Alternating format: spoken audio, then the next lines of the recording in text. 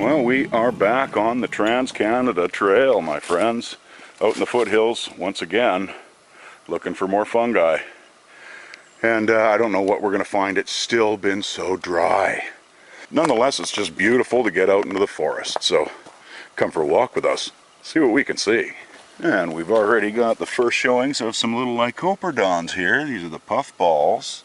And a little tiny one. Look at how small this guy is compared to my finger. And this guy's not much bigger, but one thing is you always want to make sure that these guys are not baby amanitas, like little amanita buttons. Best way to do that is cut them in half, and if you see the insides are white and does not have the silhouette of a little mushroom cap, you're probably pretty good. When these guys actually start puffing out their little spores and everything, they have little tiny spikes on their spores, and they can cause a lycoperdonosis, I believe is what it's called. So you don't really want to be snorting in those things. And they're just kind of scattered throughout here, just a few small ones. Not really big enough to harvest or anything, but let's just cut this one in half just to show what I'm talking about. If we see, the little insides there are just pure white, and when they start to turn yellow, that means that they're starting to generate, getting ready to generate at least spores. So when it's brown or black, don't even go near it. These are edible when they're in this stage here, and also don't get them confused with like earth balls or earth stars. The earth balls and the earth stars have what they call a gleba in the middle, and it's got an actual little kind of a border all the way around it, and the inside is a different color, and usually they're turned black or purple and whatnot. But yeah, always got to be careful when you're harvesting. But this one I'm going to take home just because I've already cut it in half, but there's not enough here really to harvest. So beautiful little guys. Another reishi. This is again Ganoderma organense. This one is in a totally different area, and I've been finding them all over the place, and you can see that some people have already harvested a couple of these guys off of here.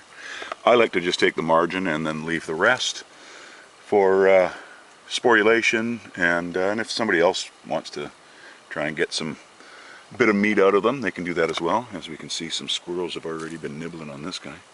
Either way, we've gone through these guys in depth, and we're just going to carry on down the trail. But got to stop and look at the beauty. That lacquered finish on it, eh? So cool.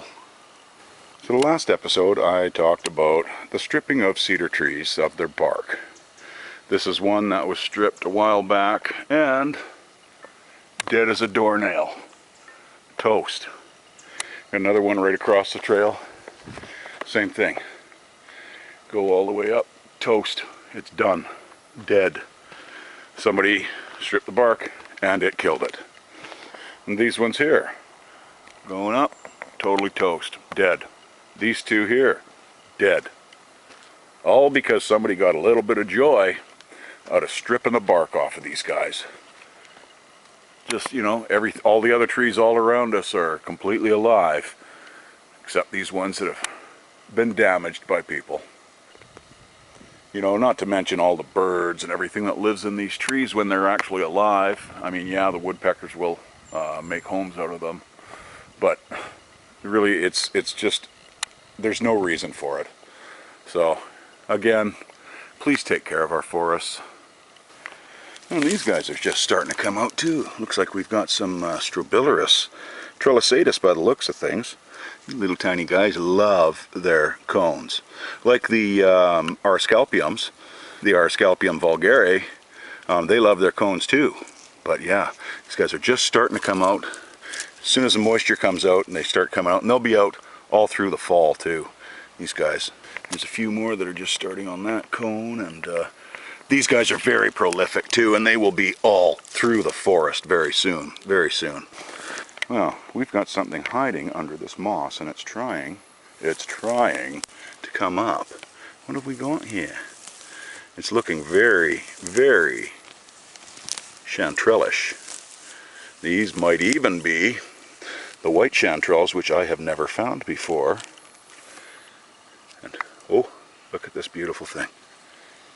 Wow. This is like creamy white. And I think this is Chanterelles subalbinus. I've never seen them this creamy white before. And this is a very old forest. And they're beautiful. They're absolutely prime. They're just bursting out. Look at these guys. These guys are so going into my basket. Okay, let me get my knife and I'm going to cut a couple of these off here. Yeah, look at this beautiful thing. There you go. Dun, dun, dun, dun, dun, dun, dun, dun, dun. Wow. These are beautiful. Look at that. Another one growing right here, right beside it. And you can see all the spores that's puked out already. That's just amazing. Left the stipe behind, of course. And let's see what we got under this little mound. Oh, we got the same thing. Got the very same thing. Let's get our knife and chop this guy off.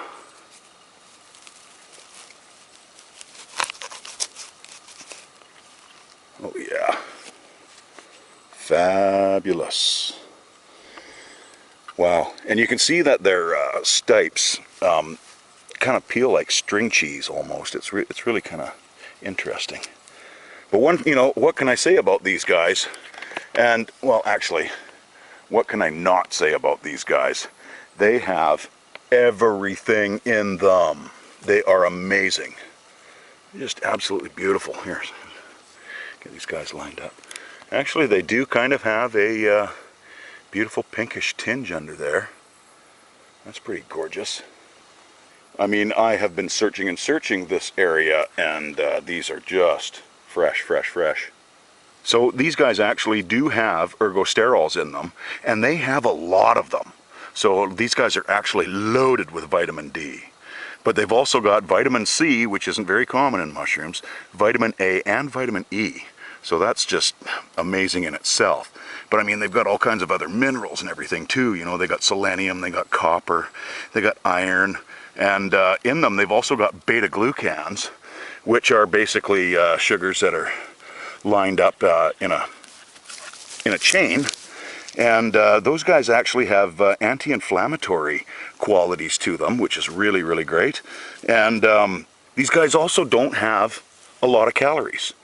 You can see that they're not really gills, and they're more like veins kind of thing. Yeah, they're just very, very interesting. But they got polyphenols in them too, which are antioxidants, of course. And they also have many, many polysaccharides, which are obviously, as we know, are anti-cancerous or have anti-cancerous qualities to them. But these can also help out our cardiovascular, and they've also got cholesterol lowering qualities to them. So that's really good for me because I've apparently got high cholesterol, but that's okay. Yeah, just amazing, amazing. They do have kind of a sweet smell. They say that they have an apricot kind of smell. I don't notice that, but they do have a sweetish smell to them. Just absolutely gorgeous, gorgeous though. And they also have vitamin B's too. I know they have riboflavin and thiamine, but I don't know what else they have in them. But, you know, they've got the polyphenols, which, like I said, are antioxidants. And they also can boost our immune system with those beta-glucans, which I'd mentioned before, too. So, nothing wrong with chowing down on these beauties. That is for sure. Right on. I have been searching and searching and searching. And there we have it, folks. Beautiful, beautiful. They're going in my basket. We might even find a few more. These have got to be the youngest Phaeolus schweinetzii I have ever seen. These beautiful velvet caps, and I pulled one up here, and you can see the beautiful pore surface there. And this is being on the west coast. This is Phaeolus schweinetzii 2, as we discussed in one of our earlier videos, and they're going to live off the roots of trees that are in their local vicinity. And they prefer Doug firs, but they'll go with any of the pinus or the sugas or the pseudosugas, as we know. So yeah, they're just beautiful, beautiful creatures. And these guys, and they also bruise brown quite easily. This one's very, very young. Like, oh, I can't believe how young it is. Love the smell of them too. Just gorgeous, Gorgeous, gorgeous. Totally growing off this root. And there's their poor body. Fabulous. Neat. So we just came back from the foothills there, and we have our Chanterelles, and beautiful. See how it stains that kind of orangey color? Yeah, beautiful. But right here, we're at home now, but we've got, looks like it might be a Paneolus, and they're also called the mottle gill. Now I don't know what species it is, but as you can see by the gills, you can see that they are kind of mottled, and that's due to the fact that their spores develop at different rates. So they turn blacky purple when they're done, but they don't start out that color. They're kind of a lighter color. And then they end up with this kind of mottly kind of color to the gills, and you can see, hence the name mottle gill. Again, I don't know what species this is exactly. The cool thing is though, is I spotted this guy, and right over here, look at this. We've got more Candoleomyces candoleanus. I cannot believe this is the third flush that I've gotten of these guys. Let's get this little button up. And you can see, hopefully if the camera picks this up, these little tiny little fibrils at the margin of the cap, these little bits of partial veil there. I don't know if you can see that or not. Either way, they start out this beautiful little brown color, and they turn out a whiter, and they get quite large, and they'll sometimes still have, this one still has, veil remnants on the edge of the cap there. Now, we went over these guys several times in depth in the last couple of videos, so I'm not going to go crazy on them. But the great thing is another there, and right over here, they're everywhere in here. Look at this. These guys are delicious. If you like the mica caps but find that they're too small and they shrivel up, you will like these, because these guys have the same flavor, but they're larger and they only lose about 25%, yeah, maybe 35% of their mass, which is awesome. Look at them all. Unfortunately tonight I have a bunch of chanterelles that I have to eat to go with my dinner, but tomorrow I'm going to be coming out and harvesting a bunch of these guys. Just fabulous. Candoleomyces candoleanus. This is the third flush that I've gotten out of this spot, and the last flush was maybe, I don't know, 3 weeks, a month ago, something like that. There's a nice little beautiful little brown one in there. So they start out, like I said, this brown color, and they turn to this kind of buffy white kind of color. Wow, just loaded with them. Isn't that amazing? Love it. And a lot of these are quite small and young, so they've got a bit of growing to do, and they'll probably do that overnight, and I will be able to harvest some beautiful ones before they get too many bugs in them. Honestly, these guys end up, you get about 3 days where you can actually harvest them, and then they're gone. So, I mean, the bugs don't really get a chance to get into them, really. But, oh, look at this beauty. Beautiful. Right under this thistle. Try not to prickle myself. You can see the partial veil on that one, too. Nice. Okay, now, Little's gonna stomp all over these if I keep hanging around here, so. Wild. What a nice treat to come home to.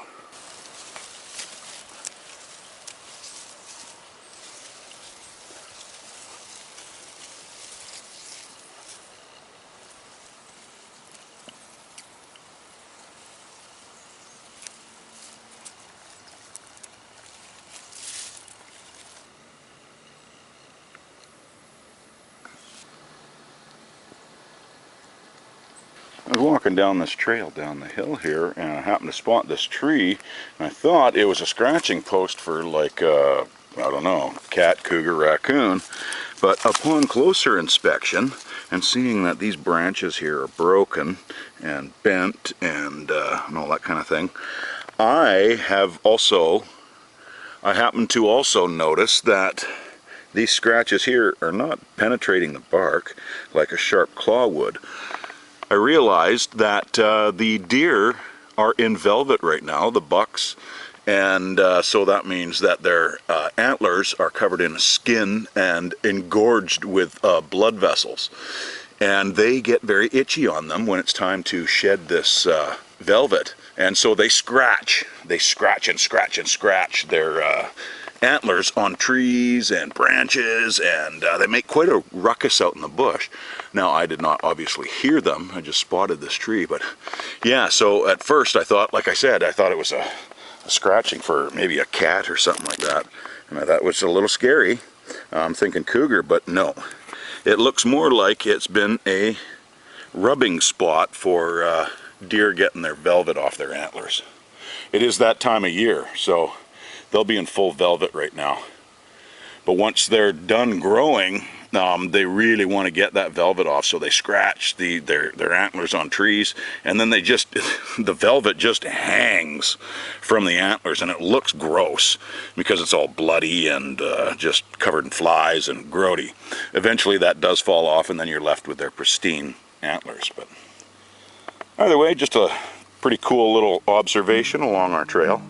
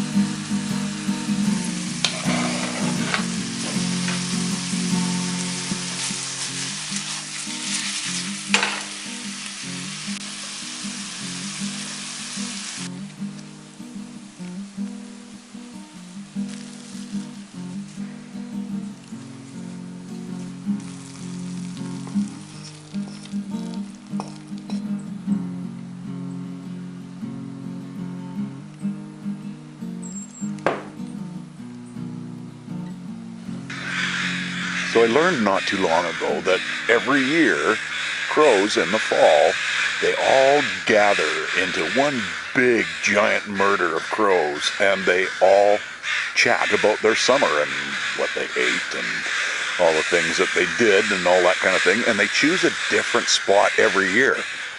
Well, fancy this, I ended up lucking out to be the neighborhood crow hangout this time. It's cool. And crows in the Corvus genus are actually urban, and our ravens are what we have out here out in the bush. That's our the Corvus corax principalis is our ravens, but these guys are just crazy crows. Well, thank you guys for choosing my homestead for your gathering.